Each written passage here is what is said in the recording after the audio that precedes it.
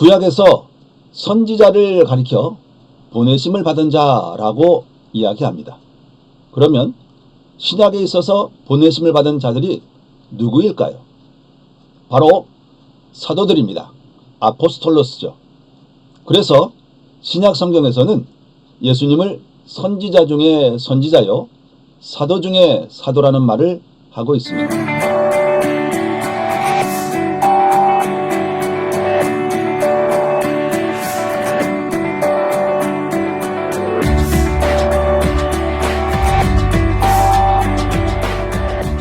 여러분 안녕하세요. 반갑습니다. 한수성 목사입니다. 한 주간 잘 지내셨어요? 오늘 요한복음 23번째 시간이고요. 지난주에 이어서 동일한 본문 요한복음 17장 1절에서 26절까지 본문을 가지고 대제사장의 중보기도 두 번째 시간을 갖도록 하겠습니다. 오늘 말씀을 통해서 함께 은혜를 나누는 그런 시간이 되었으면 좋겠습니다. 말씀에 앞서서 아직까지 구독, 좋아요, 알림 설정을 하지 않으신 분들은 구독 설정을 해주시면 제가 큰 힘을 얻고 더 열심히 준비할 수 있을 것 같습니다. 대제사장으로서 예수님의 중보기도문이 적혀있는 이 요한복음 17장의 내용은 아주 감동적이지만 아주 단순하게 구성이 되어 있습니다.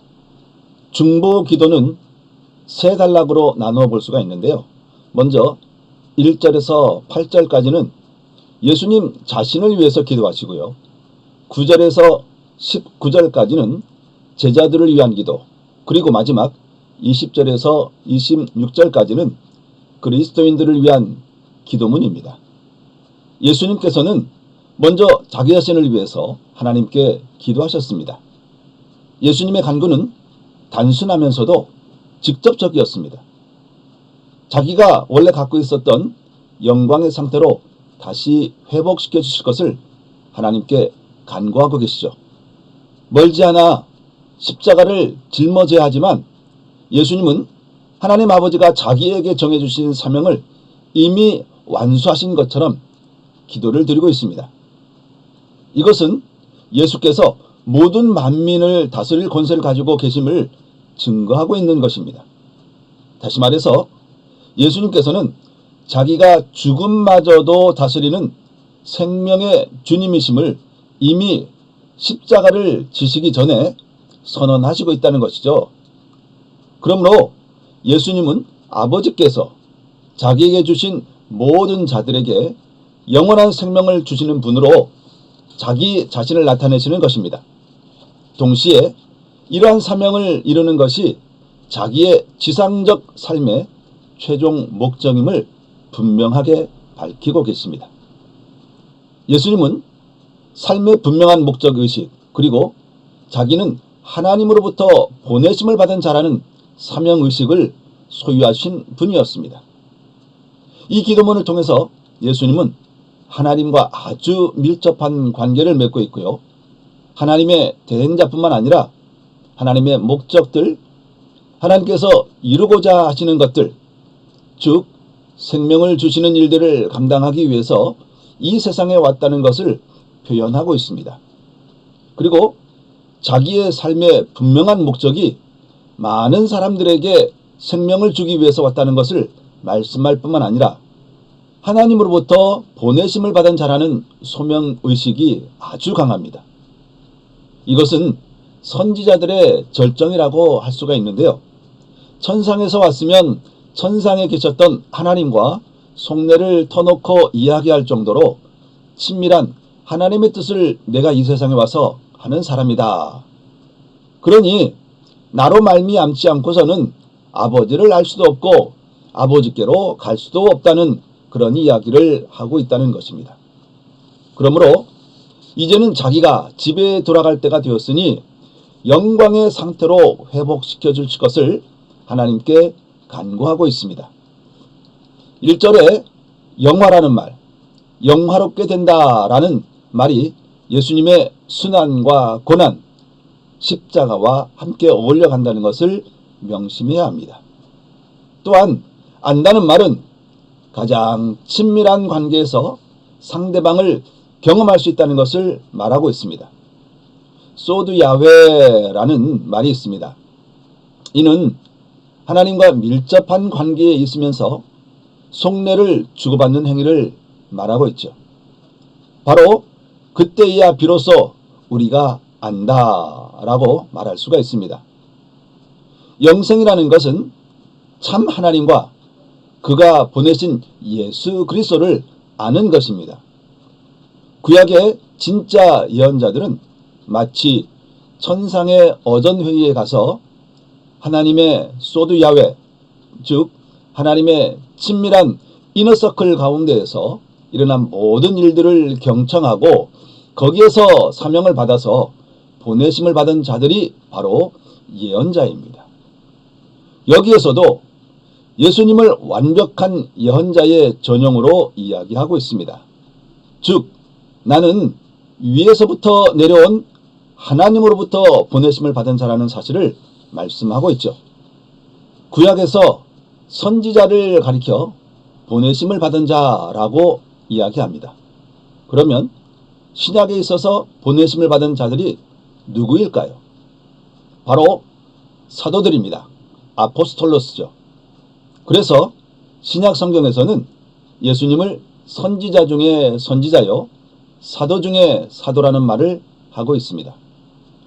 보내심을 받은 자, 즉 전령자라는 말은 매우 정치적인 의미입니다.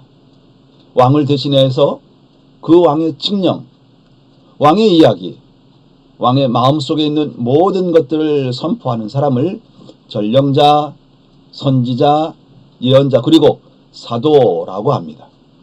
그렇다면 여기에 하나님께서 보내심을 받았다라는 것은 그야말로 구약과 신약의 핵심적인 하나님의 나라 혹은 천상의 나라에서 하나님의 뜻을 받들어 이 세상을 향하여 보내심을 받았다라고 한다면 요한복음 1장의 서문 가운데에서 빛이 세상에 와서 어둠 가운데에 비추나 어두움이 깨닫지 못하였다는 것이죠.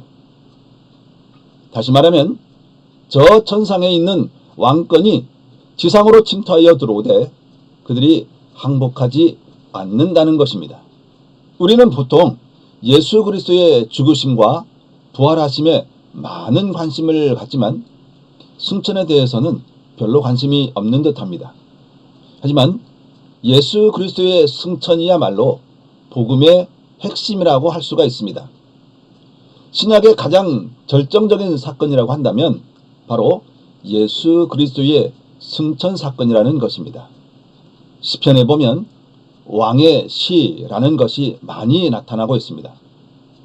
이것은 왕으로 즉위할 때에 부르는 노래입니다. 그런데 예수님께서 이 세상에 계셨다가 승천하는 장면을 묘사하기를 마치 천상의 여호와 하나님의 오른쪽에 보좌에 등극하시는 예식과 같다는 것입니다. 그러므로 예수님의 모든 사역의 절정은 죽으심과 부활이 아니라 승천이 클라이막스가 되어야 한다는 것입니다. 그러기에 예수님께서 보내심을 받은 자로서 이제 다시 돌아갈 때가 되었으니 자기를 영화롭게 해달라는 것입니다. 그런데 이 영화가 십자가와 밀접한 관계를 맺고 있으며 이것이 내가 보내심을 받은 사명이기 때문에 이 사명을 잘 완수할 수 있도록 하나님께서 도와달라는 것이 예수님의 기도입니다. 예수님의 기도의 본질이 무엇일까요? 하나님께서 자기를 통해서 이루고자 하시는 뜻을 유감없이 그대로 이루어지게 해달라고 하기 위해서 자기를 위해서 기도하는 것입니다. 자기를 위한 기도는 이기적인 기도가 아니라 나를 통해서 이루고자 하시는 하나님의 뜻이 온전하게 풍성하게 하나도 남김없이 다 증거되고 드러낼 수 있도록 나를 영화롭게 해달라는 예수님의 기도를 볼 수가 있습니다. 예를 들어서 우리가 주기도문에서 일용할 양식을 달라라고 기도를 합니다. 왜 이런 기도를 할까요? 엘리야의 기도를 통해서 우리는 그런 기도의 의미를 알 수가 있습니다. 엘리야가 아합과의 전투에서 너무 힘들어서 낙심하여 광야로 들어가서 어느 로뎀나무 아래에서 죽기를 갈구하다가 피곤해서 쓰러져 잠을 자게 됩니다. 그때에 하나님께서 천사를 통해서 떡과 물 한 잔을 가지고 와서 천사를 통해 깨우면서 일어나 먹으라 라고 하십니다. 엘리야는 떡과 물을 먹고 피곤한 나머지 또 잠을 잡니다. 그랬더니 또 천사를 통해서 깨우면서 먹고 마시라 라고 하죠. 왜냐하면 가야 할 길이 아직 남아있기 때문입니다. 우리가 왜 하나님께 일용할 양식을 달라고 기도해야 하는 것입니까? 그것은 우리에게 아직도 가야 할 거리가 남아있기 때문입니다. 하나님께서 우리를 통해서 이루고자 하시는 하나님의 방식이 충만하게 이루어짐, 아직도 남아있기 때문에 우리가 먹어야 한다는 것입니다. 예수님의 기도문을 보아도 자기 자신의 이기심을 위한 기도가 아니라 하나님의 뜻을 이루기 위한 기도라는 사실을 알 수가 있습니다. 예수님의 기도를 보게 되면 예수님마저도 분명한 소명의식이 있다는 것입니다. 그 한 가지를 바라다 보면서 나머지 모든 것들이 그것을 위해서 존재하고 있다는 것입니다. 두 번째로는 제자들을 위해서 기도하고 있습니다. 예수님께서는 제자들을 위해 기도하시면서 아버지께 간청하고 있습니다. 첫째로는 이들을 악으로부터 보존해달라는 그런 기도를 하고 있죠. 예수님은 그들을 기다리고 있었던 슬픔, 역경, 그리고 재난 등의 경고를 하시면서 그리고 자기 자신이 당할 십자가의 형벌과 부활과 승천에 대해서 말씀하신 후에 제자들에게 지금은 자기를 따를 수 없다라고 말씀하고 있습니다. 그러자 베드로가 어찌하여 우리가 따를 수 없습니까? 라고 요한복음 13장에서 말씀을 하고 있죠. 즉 마음이 상하고 낙심 중에 있는 제자들을 위한 기도를 하시면서 악에서 보존하기를 기도하고 있습니다. 그리스도를 위하여 살 때에 다가오는 여러 가지 어려운 시련과 고통과 좌절과 회의와 그리고 의심 등 이 모든 악의 세력으로부터 보존시켜달라는 애절한 간구는 지금도 그리스도의 중보기도를 통해서 우리에게 들려오는 내용입니다. 예수님께서는 반드시 악에 빠지지 않도록 보존해 주시겠다는 말씀입니다. 두 번째는 하나가 되게 해달라는 기도이고요. 세 번째로는 이 제자들을 진리로 거룩하게 해달라는 기도입니다. 많은 사람들이 어두움 가운데 있기 때문에 무엇이 참인지 무엇이 거짓인지를 구별하지 못합니다. 참, 진리라는 말은 단순히 진리라는 말이 아니라 참으로 의존할 만한 것, 비어있지 않은 것을 말하고 있습니다. 거룩하게 한다라는 말은 참을 알므로써 사람들과 구별되게 따로 세워서 구원에 이르게 할 수 있도록 해달라는 것입니다. 왜냐하면 그들로 하여금 참이 무엇인지를 경험하였으면 참이신, 진리이신, 진리의 실제이신 예수 그리스도에 의해서 증거할 수 있기 때문입니다. 진리라는 말은 우리의 마음속에 깊이 새겨져야 할 단어입니다. 왜냐하면 예수 그리스도 외에 이 모든 세상에 있는 것은 겉으로 볼 때는 실제하는 것처럼 보이지만 실제하지 않는 것, 다시 말하면 비어있는 것입니다. 그런 의미에서 여기에서 진리라고 말씀하고 있습니다. 성경에서 참, 에메트, 진리 같은 의미죠. 헬라어로는 알레데이아라는 말을 할 때 근본적으로 지속성, 연속성, 불변성을 말하고 있습니다. 그렇기 때문에 우리가 기댈 수 있는 것이죠. 그렇다면 이 세상에서 보여줄 수 있는 그 모든 것들은 사실상 실상이 아니라 허상이라는 것입니다. 예수님 외에 이 세상의 모든 것들은 비어있고 허상들입니다. 이것들을 잘 이야기하고 있는 것 중에 하나가 이사야 40장 6절의 말씀입니다. 모든 육체는 풀이요 그 모든 아름다움은 들의 꽃 같으니, 즉 그 육체가 신실하고 그 인간이 지속된다고 할지라도 들의 꽃과 같아서 해가 지면 다 바스러진다는 것입니다. 꽃도 지면 아무것도 아닌 것처럼 이 세상의 모든 것들은 바로 그러한다는 것이죠. 예수 그리스도야말로 실체이고 실상이고 내용이고 변하지 않고 기댈만 하고 신뢰할 만한 분위기의 진리라고 합니다. 그런데 제자들에게 필요한 것이 바로 이 참이 필요하다는 것입니다. 그래서 이 참을 그들이 갖게 되면 참에 대해서 증거하게 된다는 것입니다. 교회 공동체는 제자가 된 사람들이 근본적으로 참에 대해서 이야기하는 사람들입니다. 제자들이 하나가 되는 근거는 천상에서 하나님과 예수님이 하나가 된 것에 대한 지상적인 표현이 바로 교회의 하나님에 대한 표현입니다. 다른 말로 하면 예수님께서 하나님과 함께 계셨을 때의 그때가 영광입니다. 그때처럼 이 지상 안에서도 제자들이 하나가 됨으로 인하여 하나님의 영광이 여기에 거하게 해달라는 것입니다.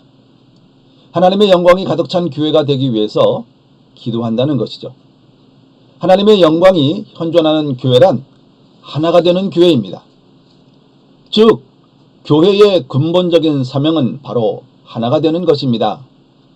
신자들이 하나가 되는 곳에서 하나님의 영광은 이 세상에 빛을 낼 것입니다.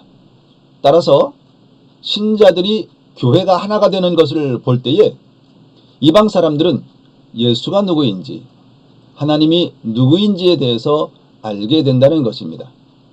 근본적으로 전도는 교회 자체가 교회의 본질 자체를 온전히 수행하면 전도가 된다는 것입니다. 구약에 있어서 전도의 행위는 예배의 행위였습니다. 왜냐하면 예배는 하나님을 드러내는 것이기 때문입니다. 여호와 하나님이 우리의 구원자요 통치자입니다. 이러한 사실을 예배를 통해서 만방에 선포하는 것입니다. 이것이 구약에 있어서 핵심적인 사상입니다.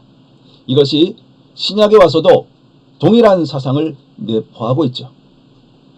증인된 삶이 무엇일까요?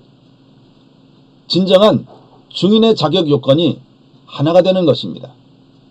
하나가 되는 근본 신학적인 이유는 천상에서 여호와 하나님과 아들이 하나가 된 것처럼 이 지상에 있는 제자들도 하나가 되어서 하나님의 광채, 영광이 드러나서 그것이야말로 많은 사람들에게 증언이 된다는 것입니다.